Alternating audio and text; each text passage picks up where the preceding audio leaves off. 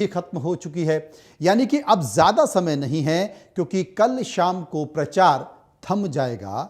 लेकिन प्रचार का शोर थम जाएगा, अंदर ही अंदर घरों में, गलियों में, मोहल्ले में, गांव चौपालों पर खेल चलता रहेगा। जीतने जिताने का, हारने और हरवाने का वो खेल चलता रहेगा। इस खेल में अभी भी जो दो सबसे बड़े चेहरे हैं, अब जाकर निगाह इन दोनों पर टिक गई है। ये दोनों चेहरे कौन हैं आप देख सकते हैं, नरोत्तम मिश्रा और नरोत्तम मिश्रा के साथ साथ राजेंद्र भारती। बीच में आपको तीन चेहरे दिखाई दे रहे हैं। आशुतोष तिवारी जो भारतीय जनता पार्टी के उम्मीदवार हैं, घनश्याम सिंह जो कि कांग्रेस के प्रत्याशी हैं, और दामोदर यादव बीच में। अब जो दामोदर यादव किसके वोट काटेंगे तो किसे फायदा हो जाएगा।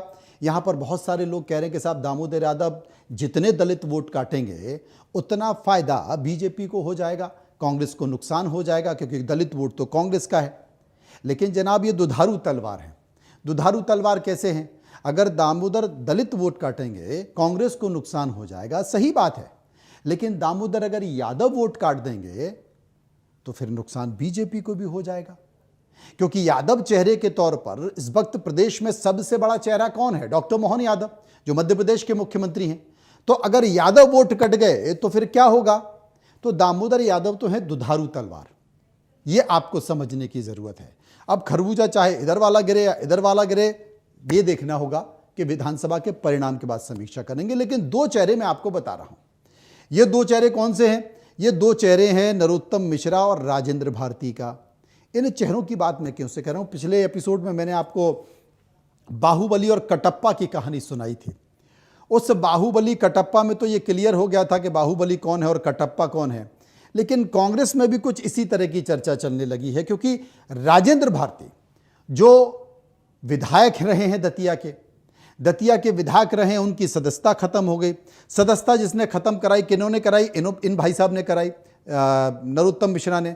तमाम प्रयासों के जरिए पीछे पड़कर, क्योंकि इनको मंत्री बनना था, इनको शपथ लेनी थी। शपथ लेने के लिए आपको विधायक होना जरूरी है, तो उन्होंने कहा कि ये निपटेंगे तो हम आ जाएंगे। लेकिन समय ने तो कुछ और रच दिया था, समय का खेला और कुछ था। तो भाई साहब ये भी चले गए और ये भी चले गए, दोनों के दोनों निपट गए। फायदा किसी तीसरे को मिलने जा रहा है। वो तीसरा कौन है? इन दोनों के बीच आपको दिखाई दे रहे हैं। लेकिन इतना जरूर है कि आशुतोष तिवारी या घनश्याम सिंह, लॉटरी दोनों में से किसी एक की खुलने वाली है। लॉटरी अभी तय नहीं हुई है, ये ध्यान रखना। अभी तक आउट नहीं हुआ है पर्चा कि किसको मिलेगा। लेकिन अब मैं बात कर रहा हूं कांग्रेस की। घनश्याम सिंह और कांग्रेस परेशान है कि राजेंद्र भारती क्या करने वाले। पहले बीजेपी परेशान थी। किन के चक्कर में? इनके चक्कर में। वो अभी भी परेशान है, अभी भी संशय की स्थिति में है कि ये भाई साहब क्या करेंगे। क्योंकि नरोत्तम मिश्रा के जितने समर्थक हैं उन्होंने कहा कि साहब दादा नहीं है, तो दादा नहीं है तो मजा नहीं आ रहा है। अब उन्हें मजा नहीं आ रहा है तो फिर वो क्या करेंगे? वो मजे के लिए खेलेंगे। और उन्हें मजा किस में आएगा? आप समझ रहे हैं अच्छी तरीके से उन्हें किस में मजा आएगा, ये आपको समझने की जरूरत है। लेकिन राजेंद्र भारती जो है, राजेंद्र भारती पर कांग्रेस की निगाह टिक गई है। मैं आपको बता रहा हूं, लगातार पिछले कई घंटों से यह खबर आ रही है कि राजेंद्र भारती बीजेपी में शामिल हो सकते हैं। सबसे पहले तो मैं आपको बता दूं कि राजेंद्र भारती बीजेपी में शामिल नहीं हो रहे हैं। क्यों नहीं हो रहे हैं? आप ये बात को समझिए। अगर प्रयास किया जाता तो मुझे लगता है कि शायद गंभीर स्थिति होती, लेकिन हो नहीं रहे हैं। मिलेगा क्या? पर राजनीति में मुझे नहीं लगता, मेरी कोई बात नहीं हुई है कि राजेंद्र भारती कोई मिलने के लिए, कुछ चाहने के लिए, किसी फायदे के लिए कोई बात कर रहे हैं, बीजेपी के संपर्क कर रही है, मुझे जानकारी नहीं है। लेकिन फायदा क्या है? चुनाव तो राजेंद्र भारती लड़ नहीं सकते, बीजेपी कोई टिकट दे नहीं देगी। और बीजेपी के बारे में क्या कहा जा रहा है कि साहब एक बार अपने पास ले लिया किसी को तो लेते तो है रेड कारपेट बिछाकर, और जब आदमी आ जाता है तो उसके बाद फिर कोई पूछने को तैयार नहीं होता, कोई मिलने को तैयार नहीं होता। यह पता ही नहीं चलता है कि भाई मेरा क्या, मेरे बारे में कोई सोच भी रहा है या नहीं सोच रहा है। क्योंकि ऐसी बड़ी संख्या है जो व्याकुल है, जो बीजेपी में चली गई है। और मुझे लगता है कि मध्य प्रदेश के विधानसभा चुनाव के पहले बड़ी हलचल आपको दिखाई देगी इस मसले को लेकर। लेकिन मैं भी राजेंद्र भारती की बात कर रहा हूं। राजेंद्र भारती जिनके बारे में चर्चा चल रही है कि क्या ये बीजेपी में शामिल हो सकते हैं, क्या ये बीजेपी के लिए काम कर रहे हैं? क्या इनके समर्थक बीजेपी को सपोर्ट कर रहे हैं? क्या राजेंद्र भारती पर्दे के पीछे आशुतोष तिवारी को सपोर्ट कर रहे हैं? तो बीजेपी में तो नहीं जा रहे। राजेंद्र भारती बीजेपी में नहीं जा रहे। राजेंद्र भारती सक्रिय भी नहीं है। सक्रिय क्यों नहीं है यह आप समझ लिए। राजेंद्र भारती का यह मानना है कि भाई नरोत्तम मिश्रा विधायक थे, मेरी लड़ाई नरोत्तम मिश्रा से है। यहां भी नरोत्तम मिश्रा के मित्र चुनाव लड़ रहे हैं कांग्रेस से। कौन? घनश्याम सिंह। क्योंकि घनश्याम सिंह नरोत्तम मिश्रा की बुराई ही नहीं कर रहे। घनश्याम सिंह नरोत्तम मिश्रा की तारीफ कर रहे हैं कि साहब वो तो बहुत अच्छे नेता हैं, उन्होंने दतिया के विकास किया है, उन्होंने बहुत अच्छा काम किया है। तो राजेंद्र भारती के ये जो शब्द हैं, ये जो घनश्याम सिंह के शब्द हैं, घनश्याम सिंह के ये बयान हैं, ये राजेंद्र भारती के सीने में लग गए और सीने में लग के ये बार बार टीस पैदा कर रहे हैं, बार बार दर्द पैदा कर रहे हैं कि मेरी जिस आदमी से लड़ाई चल रही है, मेरे जिस आदमी ने मेरा करियर खराब किया है, कांग्रेस का यानी कि मेरी ही पार्टी का आदमी उसकी तारीफ कर रहा है, उसके सपोर्ट में है। और घनश्याम सिंह अगर जीत जाएंगे तो घनश्याम सिंह तो नरोत्तम मिश्रा के साथ मिलकर खेल ही खेलते रहेंगे ना। तो यहां पर डबल नुकसान राजेंद्र भारती जो कि पूर्व एमएलए हैं उनका हो रहा है। एक तो घनश्याम सिंह जीतते हैं तो कहीं ना कहीं जो एक राजनीतिक कद है दतिया में, या जो अब तक प्रभाव बना हुआ था, या एक विधायक के तौर पर वो पीछे हो जाएंगे, घनश्याम सिंह आगे हो जाएंगे। उनके तमाम समर्थक पीछे हो जाएंगे, घनश्याम सिंह उनके समर्थक आगे हो जाएंगे। तो इसलिए राजेंद्र भारती अभी शांत हैं। राजेंद्र भारती एक तरह से शून्यता के भाव में, आपने ये देखा भी होगा। लेकिन क्या राजेंद्र भारती आशुतोष तिवारी को सपोर्ट कर रहे हैं? यह समझने वाली बात है। क्योंकि अगर आशुतोष तिवारी जीत गए तो एक तीर से दो कांटे निकल सकते हैं। घनश्याम सिंह आउट, आशुतोष तिवारी इन, और आशुतोष तिवारी इन तो फिर नरोत्तम मिश्रा आउट। यह भी आप मान लीजिए कि आशुतोष तिवारी के आने के बाद घनश्याम सिंह भी आउट। चलो भाई बस पकड़ लो, कहां की? सेवड़ा की, और वापस सेवड़ा पहुंचो। दूसरी चीज, नरोत्तम मिश्रा दतिया से हमेशा हमेशा के लिए रवाना हो जाएंगे। आशुतोष तिवारी उनकी रवानगी डाल देंगे। ये जितना चेहरे से शांत सज्जन, इनकी स्माइल बहुत अच्छी है, इनकी मुस्कुराहट बहुत अच्छी है, लेकिन नरोत्तम मिश्रा जानते हैं कि इस मुस्कुराहट के पीछे एक घनघोर राजनेता भी छुपा हुआ है। वो राजनेता छुपा हुआ है कि एक बार अगर आशुतोष तिवारी जीत गए तो स्वाभाविक तौर पर सिटिंग एमएलए के तौर पर उनको फिर से 2028 का विधानसभा का टिकट मिलेगा। तो इसलिए नरोत्तम मिश्रा की तो रवानगी उसी वक्त हो जाएगी जिस दिन आशुतोष तिवारी जीत गए। वो अभी रवानगी हो जाएगी और 28 में तो कोई उम्मीद भी नहीं है। अच्छा, दूसरी चीज, राजेंद्र भारती और आशुतोष तिवारी के संबंध बहुत अच्छे हैं। तो अगर आशुतोष तिवारी जीत गए तो 28 का चुनाव, 28 का टिकट राजेंद्र भारती के परिवार को मिलेगा, क्योंकि राजेंद्र भारती को इग्नोर आप कर नहीं सकते। और अगर 28 में घनश्याम सिंह जीत गए तो फिर घनश्याम सिंह बतौर सिटिंग एमएलए के तौर पर फिर से टिकट ले लेंगे। तो ये जो पूरा समीकरण है, इसलिए राजेंद्र भारती बहुत एक्टिव नहीं है। दूसरी चीज, उनका हर्निया का ऑपरेशन हुआ है, तो हर्निया के ऑपरेशन के कारण बहुत ज्यादा एक्टिव भी नहीं हो सकते वो। तो अभी दोनों राजनीतिक पार्टियां, इन दोनों बड़े चेहरों के कारण, बीजेपी में नरोत्तम मिश्रा और कांग्रेस में राजेंद्र भारती, इनके कारण असमंजस में है, परेशानी में है। इसलिए दोनों ही राजनीतिक पार्टियां इन दोनों ही चेहरों पर भरोसा ना करते हुए अपनी रणनीति बना रही हैं, इस चुनाव में उतर रही हैं। और इस चुनाव में कांग्रेस तो शायद नहीं कर पाएगी, क्योंकि कांग्रेस के पास ना तो उतनी व्यवस्था है, ना उतने लोग हैं, ना उतना समर्पण है। कांग्रेस के जो बड़े नेता हैं वो जरूर घूम रहे हैं, बाकी के नेता बस घूम रहे हैं, लेकिन वो समर्पण नहीं। देखिए, बीजेपी की एक खासियत है, मैं आपको बता दूं, अभी भी बीजेपी कंफर्टेबल स्थिति में नहीं है। अभी भी बीजेपी की स्थिति दतिया के चुनाव में ठीक नहीं है। अभी भी वहां पर कांग्रेस मजबूत स्थिति में है और बाकी की स्थिति दामोदर यादव तय करेंगे किसके कितने वोट काटेंगे, किस पार्टी को नुकसान होगा, लेकिन बीजेपी गलतफहमी में ना रहे। बीजेपी के सामने इधर कुआं उधर खाई है, इधर तो ये नेताजी हैं और उधर घनश्याम सिंह है जो अभी आशुतोष तिवारी पर भारी पड़े हुए हैं। हालांकि बीजेपी के जो रणनीतिकार हैं वो इस बात का जिक्र कर रहे हैं कि देखिए मनोज जी, भारतीय जनता पार्टी आखिर के 2 दिन में खेल जमा देगी। एक बड़ा आरोप आज जीतू पटवारी ने लगाया।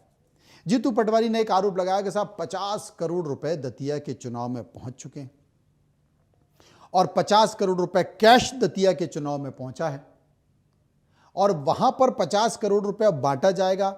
दतिया के हर आदमी को 5-5 हजार रुपए दिया जाएगा। तो मेरी जनता से यह अपील है कि जो भी आपके पास आए, क्योंकि बीच का आदमी 2,000 रख लेगा, 2,500 रख लेगा, 3,000 रख लेगा, तो एक तो बीच का जो भी आदमी आपको पैसे देने आए उससे पूरे 5,000 मांगना। ये इलेक्शन की ट्रिक है। ये ट्रिक कैसे, मैं आपको बता दूं। बोफोर्स का जब आरोप राजीव गांधी के ऊपर लगाया था तो बीपी सिंह हर बार जब चुनावी सभाओं में जाते थे तो जेब से एक पर्ची निकालते थे, बोले ये बोफोर्स का नंबर है, ये बोफोर्स घोटाला हुआ, उसमें स्विस बैंक का नंबर है, राजीव गांधी के स्विस बैंक का अकाउंट का नंबर है, जब सरकार मेरी बनेगी हम आएंगे सरकार में तो उनकी जांच कराएंगे। सरकार बन गई, बीपी सिंह प्रधानमंत्री बने, तो लोगों ने उनसे पूछा कि भैया ये बताओ कि वो क्या वो स्विस बैंक का अकाउंट था वो कहाँ है, तो उन्होंने एक पर्चा निकाला जेब के और उन्होंने कहा देखो इधर भी खाली है और उधर भी खाली है। तो राजनीति में इस तरीके से भाषणबाजी होती है। ये बात भी सही है कि चुनाव में बिना पैसे के खेल नहीं होता है। कितनी भी स्वच्छता की बात कर लें, कितने भी चाल चरित्र चेहरे की बात कर ले, कितना भी इलेक्शन कमीशन यहां पर दूरबीन लगा ले, लेकिन सारी चीजें बढ़ती हैं। पैसे से लेके जितनी भी चीजें जिनकी मतदाताओं की भी इसमें कमी है, उसमें राजनीतिक पार्टियां क्या कर सकती हैं। शराब भी बहुत वोट प्रभावित करती है, पैसा भी बहुत वोट प्रभावित करता है। तो अमाउंट तो पहुंचा होगा, दोनों ही राजनीतिक पार्टियों का पैसे का इंतजाम हुआ होगा, लेकिन चूंकि कांग्रेस विपक्ष में है, केंद्र में भी लंबे समय से विपक्ष में है और प्रदेश में भी लंबे समय से विपक्ष में है, तो कांग्रेस ने कम व्यवस्था की होगी, बीजेपी ने ज्यादा व्यवस्था कर ली होगी, कुछ और ज्यादा व्यवस्था कर ली होगी। लेकिन 50 करोड़ जैसा जुमला मुझे सिर्फ जुमला ही लगता है। हाँ, पैसे की व्यवस्था होगी दोनों पार्टियों से, इसमें कोई शक नहीं है, और वो पैसा बटेगा भी, उसे कोई नहीं रोक सकता, दुनिया की कोई ताकत नहीं रोक सकती। हर चुनाव में पैसा बढ़ता है, ये कटु सच्चाई इस देश की, और विधायक और सांसद खुद इस बात से परेशान है कि चुनाव लड़ने में इतना पैसा खर्च हो जाता है। जो पॉलिटिशियन करप्शन करते हैं ना, भ्रष्टाचार करते हैं, उसका एक बड़ा कारण ये भी है कि उनको चुनाव में खर्च भी करना पड़ता है पैसा। तो ये बात सही है, लेकिन 2 दिन, कल प्रचार थमने के बाद 30 तारीख सुबह 8 बजे तक युद्ध स्तर पर काम चलेगा। हर राजनीतिक पार्टियां काम चलेंगी और युद्ध स्तर पर ये दोनों नेता भी काम कर सकते हैं, इसमें कोई अछूती बात नहीं। किसके दिल में कितना तीर लगा है ये आपको देखना पड़ेगा। इनके दिल में जो भाई साहब ये अभी कांग्रेस क्या उतना सम्मान कर रही है, क्या घनश्याम सिंह से उनको राजनीतिक नफा नुकसान है, क्या घनश्याम सिंह के आने से उनको बहुत ज्यादा नुकसान है, तो ये तमाम सारी चीज़ों के इर्द गिर्द राजेंद्र भारती अपनी रणनीति बनाएंगे। फिलहाल वो शून्यता के भाव में है, और सबसे बड़ी बात है कि भी मुख्यमंत्री आए थे तो 200 लोग शामिल हुए थे, उसमें बड़ी संख्या में कांग्रेस के लोग थे, यादव समाज के लोग थे, और ज़्यादातर जो समर्थक थे वो समर्थक इन्हीं के थे। इसलिए ऐसे चर्चा की जा रही है कि राजेंद्र भारती बीजेपी में शामिल हो सकते हैं। राजेंद्र भारती बीजेपी में शामिल नहीं होंगे। मैं अभी आपको इस बात की घोषणा कर रहा हूं। अब ये भाई साहब, इनके दिल में तो तीर लगा हुआ है, तो वो टीस उठ रही है। इनके दिल में ब्रह्मोस मिसाइल लगी हुई है। क्या लगी है? ब्रह्मोस मिसाइल, जिसने इतना बड़ा छेद कर दिया, इतना बड़ा होल कर दिया, पूरे दिल को लहूलुहान कर दिया। और इनके लहूलुहान के बाद जो आंसू हैं वो सब कार्यकर्ताओं ने देख ही लिए। तो इनके कार्यकर्ता खेल कर सकते हैं बड़ा। तो यहां आपको 2 समीकरण समझना पड़ेगा। एक तो दतिया में बीजेपी की स्थिति अभी ठीक नहीं। दतिया में आशुतोष तिवारी का पूरी विधानसभा में बहुत ज्यादा प्रभाव नहीं है। दतिया में आशुतोष तिवारी का बहुत ज्यादा किसी से संपर्क नहीं है। दतिया में आशुतोष तिवारी की पहचान एक वीआईपी एरिस्टोक्रेट नेता के तौर पर है, जमीनी जुड़े हुए नेता के तौर पर नहीं है। ये 4-5 चीजें। दूसरा चीज, वो इंदरगढ़ के हैं और दतिया के स्थानीय नहीं हैं। तो ये जो नेताजी हैं, इनके समर्थक हैं, वही इस बात का जिक्र कर रहे हैं कि दादा नहीं है तो चुनाव का मजा खत्म हो गया, चुनाव में मजा ही नहीं आ रहा है। ये सबसे बड़ी चीज है। तो इसीलिए इनके समर्थक और इनके जो कार्यकर्ता हैं ये क्या करेंगे, इसके लिए इंतज़ार करना पड़ेगा। दूसरा, ये नेताजी जो हैं ये हर बार, देखिए इसमें कोई शक नहीं है, नरोत्तम मिश्रा बड़ा कद, नरोत्तम मिश्रा बड़ा चेहरा, नरोत्तम मिश्रा बड़े नेता, भारतीय जनता पार्टी पिछले 20-25 सालों से उनको बहुत आगे बढ़ा रही है, तो उनका ऑरा बहुत हो गया। वो दूसरों के टिकट बनवाने में, कटवाने में लगे रहते हैं, दिलवाते भी हैं, ऐसा कहा जाता है, दिल्ली में बात करते रहते हैं। और सबसे बड़ी चीज़ है कि उनको ये ट्रिक्स आती हैं, मतलब चुनावी समीकरण का खेल नरोत्तम मिश्रा को बहुत अच्छे से आता है। तो नरोत्तम मिश्रा चुनाव के 48 घंटे, आखिर के 48 घंटे में ही जो खेल करते हैं वो खेल करेंगे। वो खेल इनके पक्ष में करेंगे या वो खेल इनके पक्ष में करेंगे, कुछ नहीं कहा जाता है। इनके पक्ष में भी खेल कर सकते हैं, इनके पक्ष में भी खेल कर सकते हैं, ये आप मान लीजिए। ये एकदम दुधारू तलवार टाइप का मामला है। पार्टी 1% भी भरोसा नहीं कर रही है। दूसरी चीज़ मैं आपको बता दूं, बहुत भयंकर चर्चा है कि राजेंद्र भारती कभी भी बीजेपी में शामिल हो जाएंगे तो उससे फायदा हो जाएगा। बीजेपी अभी नरोत्तम मिश्रा को छेड़ने के मूड में नहीं है, इसलिए जो अवधेश नायक का सब कुछ तय हो गया था। अवधेश नायक की बीजेपी में एंट्री भी तय हो गई थी। अवधेश नायक ने कहा था कि भैया अभी मुझे निगम मंडल का अध्यक्ष बनाओ। पार्टी ने कहा इतनी जल्दी नहीं होगा। दूसरी चीज़, पार्टी ने मंथन किया तो कहा नरोत्तम मिश्रा को छेड़ना ठीक नहीं है, क्योंकि अवधेश नायक अगर ब्राह्मण नेता के तौर पर आ गए तो नरोत्तम कहेंगे कि अब एक काम करो, अवधेश से ही तुम जीत जाओ, अवधेश से ही सारे ब्राह्मण वोट ले लो, अब मैं काम नहीं करता। आपने विक्रम बेताल की कहानी सुनी है, मैंने आपको कहानी सुनाई किसकी, कटप्पा और बाहुबली की। एक विक्रम बेताल की भी कहानी, छोटी सी, ज़्यादा लंबी नहीं। क्या हुआ कि भाई विक्रम राजा था, वो आगे आगे चलता था और बेताल उसकी पीठ पे था। तो बेताल कहानी सुनाता था और उसके अंत में जवाब पूछता था, और जैसे ही जवाब झूठ निकलता था तो बेताल बोलता था कि तू बोला मैं उड़ा, क्योंकि वो उसने चुप रहने की बात की थी। लेकिन वो कहानी सुनाता था, कहानी में लास्ट में पूछ लेता था और उसके बाद बोलता ले तू बोल लिया, अब मैं उड़ गया, और फिर से बेताल उड़ता था, जाके पेड़ पर जाके लटक जाता था। तो विक्रम बेताल जैसा ही खेल है। बीजेपी बेताल यानी कि नरोत्तम मिश्रा को छेड़ना नहीं चाहती है, इसलिए उसने कहा कि कांग्रेस से कोई भी नेता, बड़ा नेता जिनकी नरोत्तम मिश्रा से अदावत है, उनको बीजेपी में नहीं लेना है। नरोत्तम मिश्रा को कोई ऐसा मौका नहीं देना है जिससे वो कह सकें कि लो भाई तुम तो राजेंद्र भारती को ले आए तो तुम ले आए तो फिर तुम उससे जितवा लो भाई तुम तो अवधेश नायक को ले आए तो तुम जाके उससे अवधेश नायक को ले आए तो ब्राह्मण वोटर से ले लो। बीजेपी नरोत्तम मिश्रा को छेड़ने के मूड में नहीं है, इसलिए ना तो अवधेश नायक आए और ना राजेंद्र भारती आएंगे। कोई ऐसी बातचीत ही नहीं हुई है, ये फर्जी खबर उड़ाई जा रही है।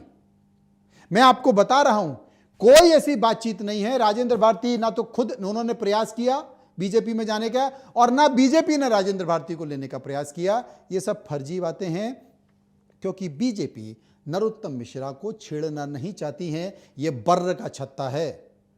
नरोत्तम मिश्रा बर्र के छत्ते की स्थिति में है अभी, कि आपने अगर हाथ दे दिया तो मधुमक्खियां फिर आशुतोष तिवारी को झुंड की तरह सुझा देंगी। तो इसलिए बीजेपी बर्र के छत्ते को हाथ में नहीं देना चाह रही है। बीजेपी चाहती है कि नरोत्तम मिश्रा साथ रहें, वो हमारे साथ चलें। अब वो कटप्पा हैं कि नहीं हैं, लेकिन कटप्पा को पूरे बीजेपी ने आगे कर दिया। बीजेपी पीछे चल रही है। भरोसा 1% भी नहीं है, ना इनके ऊपर है ना इनके समर्थकों के ऊपर है। जितने भी पुलिस में इनके लोग थे उन सब की लिस्ट बन के उनको सबकी रवानगी डाल दी गई है। इसलिए प्रशासन भी अपनी पूरी व्यवस्थाओं के साथ तैयार है, यानी कि कटप्पा एक भी नहीं रहेगा। और जो कटप्पा हैं उन कटप्पाओं के और उन कटप्पाओं के आदमी के ऊपर पूरी की पूरी निगाहें यहां पर बनी हुई हैं। खेल केवल भीतराघात का है, क्योंकि बीजेपी अभी कमजोर है। बीजेपी आज की डेट में मैं दावे के साथ कह सकता हूं चुनाव जीतने की स्थिति में नहीं है।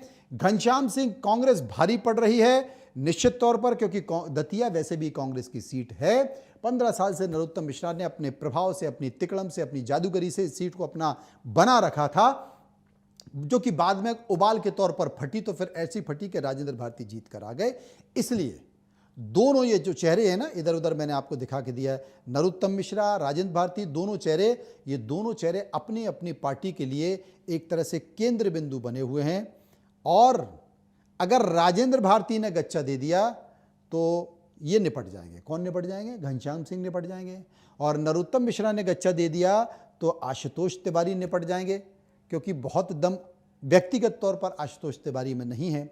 ये एक संगठन की क्षमता है। ये आरएसएस के लोग वहाँ पर लगे हुए हैं, पार्टी के लोग चप्पे चप्पे पर निगाह रख रहे हैं। वो ये चाह रहे हैं कि बस हमारे साथ भीतराघात ना हो, बाकी तो हम सीट निकाल लेंगे। ये जीत बहुत बड़ी जीत होने वाली नहीं है, बहुत कम वोटों पर जीत होने वाली है। हो सकता है कि जीत 1000 पे हो, 2000 पे हो, 3000 पे हो, 4000 पे हो, 5000 पे हो। तीसरा चेहरा दामोदर यादव का है। दामोदर यादव किसके वोट काटने जा रहे हैं, किसके वोट नहीं काटने जा रहे हैं, ये भी बड़ा समीकरण है। क्या यादव उनको सारे दे रहे हैं? देखिए, यादव और दलितों ने अगर उनको भरपूर वोट दे दिया, लोधी भी उनको अगर भरपूर वोट दे दिया तो खेल बिगड़ जाएगा फिर। लेकिन क्या उतने दे रहे हैं? मेरी जानकारी में है कि शायद जो डॉक्टर मोहन यादव हैं, यादवों ने उन पर भरोसा जताया है, क्योंकि ये कहा जा रहा है कि साहब यादव मुख्यमंत्री हैं, बम्पर यादवों को सपोर्ट मिल रहा है। ऐसे में आप प्रदेश के मुखिया को क्या डिस्टर्ब करना चाहोगे?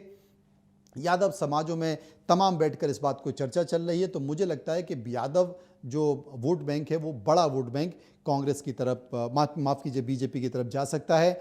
और ये दोनों जो बड़े नेता हैं, ये दोनों बड़े नेता अपनी अपनी राजनीतिक पार्टी के केंद्र बिंदु हैं।